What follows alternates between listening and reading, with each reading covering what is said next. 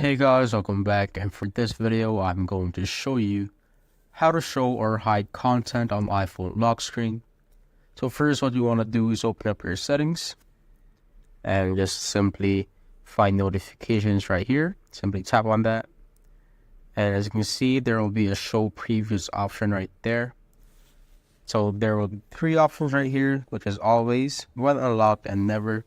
So this basically shows you if you want to show the content of your notifications on your lock screen, if it's unlocked, or if you can also set it to always, so it will show the content of your notifications on your lock screen always. But if you wanted to set it to when unlocked, it will only show the content of the notifications when you have unlocked your phone with your Face ID or passcode. And you could also set it to never, so that no content can be seen on the lock screen.